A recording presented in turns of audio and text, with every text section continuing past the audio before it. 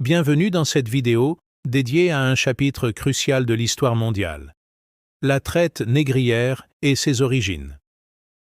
Cette histoire, souvent douloureuse mais essentielle, nous plonge dans des siècles de souffrance humaine, d'injustice, mais aussi de résistance et de résilience. La traite négrière ne se limite pas seulement à des faits historiques. Elle éclaire notre compréhension du monde contemporain et nous permet de mieux saisir les luttes pour l'égalité encore actuelles.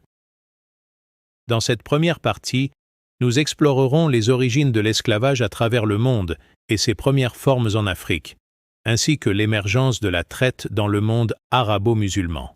Alors, installez-vous confortablement et plongeons ensemble dans cette histoire fascinante et souvent méconnue. Chapitre 1. Les origines de l'esclavage. L'esclavage dans l'Antiquité. L'esclavage ne date pas de la traite négrière transatlantique.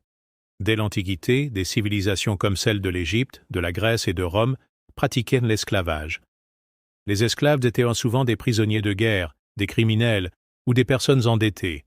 Dans ces sociétés, ils étaient utilisés pour des travaux agricoles, domestiques ou comme soldats. Loin d'être fondé sur des critères raciaux, l'esclavage antique était intégré aux structures économiques et sociales. L'esclavage en Afrique avant la traite négrière. Avant l'arrivée des Européens, des formes d'esclavage existaient déjà en Afrique. Toutefois, cet esclavage était souvent différent. Les esclaves étaient intégrés dans les sociétés africaines et pouvaient parfois acquérir leur liberté. Ils étaient utilisés pour des travaux agricoles, domestiques ou comme soldats. Les captifs provenaient principalement de guerres entre royaumes voisins. Il est important de noter que cet esclavage différait fortement de la brutalité de la traite transatlantique. La traite négrière dans le monde arabo-musulman. 7e, 19e siècle. À partir du 7e siècle, avec l'expansion du monde arabo-musulman, un commerce d'êtres humains s'est développé. Des millions d'Africains furent capturés et envoyés vers le Moyen-Orient, l'Afrique du Nord et certaines parties de l'Asie. Cette traite a suivi des routes bien établies, notamment les routes transsahariennes, reliant les régions subsahariennes aux grandes villes comme Le Caire et Bagdad.